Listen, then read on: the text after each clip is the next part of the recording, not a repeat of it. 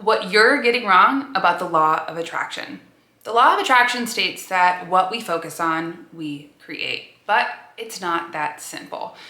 When we misunderstand the law of attraction, it can further shame ourselves, disconnect us from our spirit, from our intuition, from our power to create, and lead to spiritual bypassing. In this video, I'm going to share with you some misunderstandings about the law of attraction, how to shift from shame to actually spirit-led creation, where we can move from overthinking and fear to flow.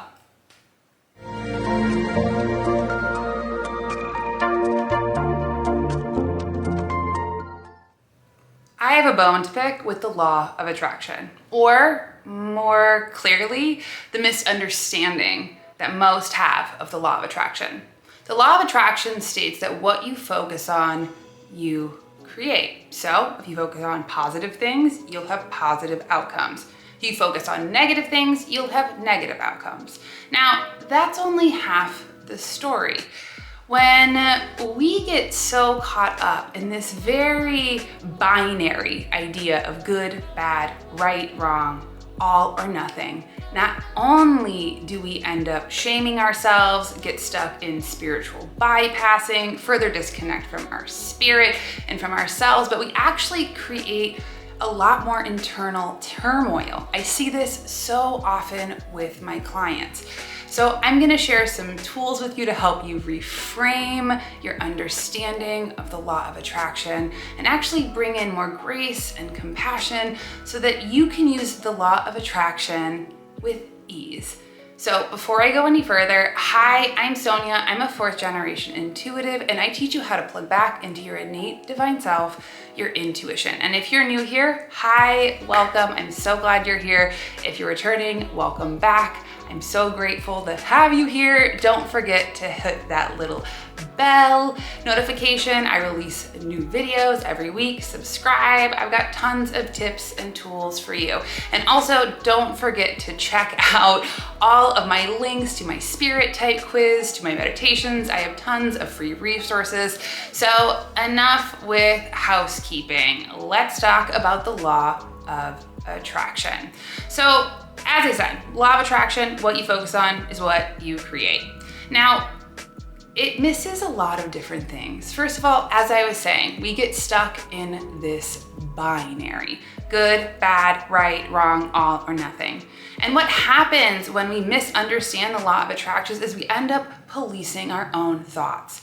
That I can't have a negative thought because I will create that as my reality. Any emotions that are uncomfortable around sadness or fear or overwhelm will create my reality. Now, that's only part of the story. So I want to ask you, have you ever felt abused or felt bad about the law of attraction, felt like you were doing something wrong? Leave me a comment in the comments below. I love hear from you. So part of it, yes, what we focus on is what we create. But the thing is when we end up policing our thoughts, getting stuck in this binary, what happens is we only allow ourselves this much of an experience, that emotions that are uncomfortable are bad. They're not. Strong emotions tell us what's important to us. They tell us what our values are, and these are key insights into actually allowing more grace and self-compassion and kindness for ourselves. If we're really struggling to want to create a partner and we're feeling lonely and sad, maybe we're feeling left out, you're not failing because you're not being positive. In reality, it's just telling you that there are human parts of yourself that are feeling overwhelmed or afraid. And instead of having to berate them down or control them or be positive, they're actually these human parts of ourselves that need reassurance. And not reassurance from our intellect, from the part of ourselves that get information, but from our spirit, our deeper selves that can hold all of these uncomfortable parts, that can be kind and generous and reassure our humanness. I see this a lot with my clients. I have been mentoring and working in readings, doing readings with people for years. And oftentimes people will say, I've really been studying the law of attraction. I'm trying to raise my vibe. I'm trying to do all these things. What am I doing wrong? And what I see is they often come up with this idea that they need to try harder, that there's something intrinsically wrong with themselves because they're not being positive enough. No. That's not it at all. So first of all, let's look at us as human beings. On an evolutionary level, we are hardwired with something called the negativity bias. Now, the negativity bias was something that when we were cavemen in caves way long ago, we used to look out for danger, for saber-toothed tigers, for poison things, for warring tribes. So our minds are constantly looking for what's not right. And because now we don't have to fight saber-toothed tigers, often that negativity bias gets turned onto ourselves. That we're not enough, that we're not doing enough, that we're not being positive enough, that we're not fill in the blank. And that's not true. That's not true. Negativity bias can also be looked at as a key. These are the things, these pain points that show up are telling us what are our true desires?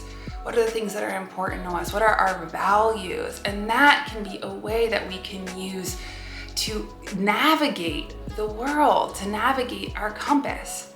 Second of all, when we can shift our mind from this simple law of attraction, from this idea that I have to police my thoughts, only positive things create positive, negative things create negative. Now, it's true. Now, we can say, what is our perspective? How are we looking at the world? There's a saying that if you're a hammer, everything's a nail. And if we get so caught up in negativity bias, we can end up unconsciously being negative about ourselves, about the worldview. I'm sure that you've spent time with somebody who's perpetually negative and how it really does bring down the vibration. It infects our energetic bodies.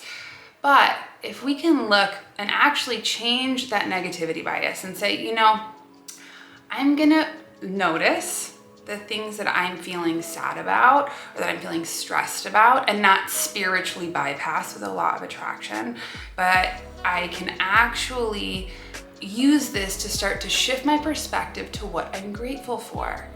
What are the things that are working in my life as a practice? When we can start to shift from what's not working to what's working, and that might be that you're grateful for your cup of coffee, that might be that you're grateful for the sunshine today, that might be that you're grateful for your friends or your family or even this moment of difficulty. What happens is we actually start to raise our vibration. And as we raise our vibration, we start to raise our frequency. So a simple gratitude practice helps us shift from having to police our thoughts to actually being able to change our perspective, that there are things that are not working and there are things that are working. Now, the other thing that the law of attraction states is what you focus on, you create. Now that's true. Where do we put our attention? If your attention is constantly on the negative, it's like that's the lens that you'll see through. Everything will feel negative. But when we can actually start to shift, and instead of looking at the world through our limited selves, through our ego intellect, and actually place our attention not from our limited human experience, but place that attention on our spirit, our divine self, our higher self, that is where we can start to see clearly. We can see that our emotions give us information, that our thoughts are just passers-by, just visitors, but that our spirit is the one that is clear seeing. And that is a really big way that we can actually shift from this incredible amount of responsibility that the law of attraction puts on us in policing ourselves, because we don't need to police ourselves. You don't need to police your thoughts. You don't need to not have a negative thought. That's crazy. but recognize that, it's not my limited self, that I'm actually going to turn things over from my spirit. Maybe I'm having a difficult emotion and then turning it up. Okay, that's my human experience. What does my spirit say? How does my spirit see this? And when we focus and shift that attention from ourselves to our higher selves, we can start to see clearly, put our attention there, not here. Now, a simple way that you can start to actually tune in, so in these moments, right? First, gratitude practice. Second of all, using that place of compassion. My favorite tool ever, hand on your heart, hand on your belly. Taking a deep breath in through your nose, exhaling out your mouth like you're exhaling 10 birthday candles. And dropping your attention to your heart space. And that's where you can actually start to feel your spirit. And the more that you place your attention on your spirit that resides in the present moment, the more that naturally your attention will shift from the chattering of the day to your higher self. And last but not least, when we get so caught up in doing the law of attraction right, doing it right, what happens is we're actually getting stuck in our intellect. And our intellect, it has a telltale sign. It uses words like should, have to, must. It's black, white, all, nothing, good, bad, and shames ourselves as a way to motivate ourselves. But shame is not a good motivator. So when we can recognize that our intellect is limited and that it's just trying to protect ourselves, then I can turn myself over. I can turn the things that I want over to my higher self. Connect to my heart space. What are the things that I love? What are the things that I'm grateful for? And use that as an anchor. It naturally raises our vibration. It easily gets us out of black and white thinking. It gets us out of self-policing, shaming, the idea that we're not enough, that we're not trying hard enough, that you're not manifesting your reality because you're not doing it right.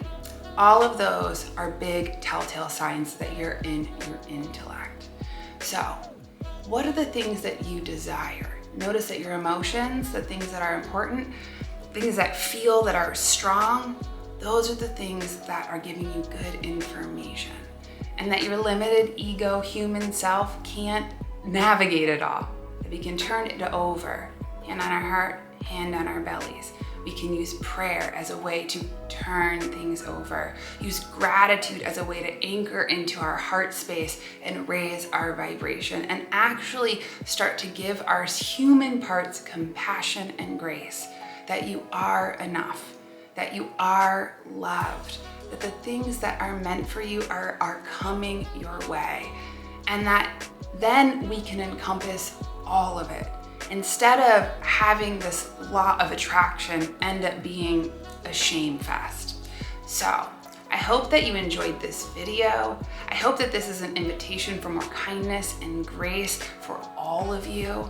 And I hope that you use this to actually put your attention on your spirit every day by placing a hand on your heart, hand on your belly, using your attention to give your attention to your higher self. And when you're struggling with those moments of doubt or insecurity, or even just criticism, that's just your intellect. And it's not the whole story, and it's not what you're doing wrong, but actually start to recognize what you're doing right, and how that will naturally, instantly shift your vibration, shift your focus, and create not only more grace, but allow you to attract with ease.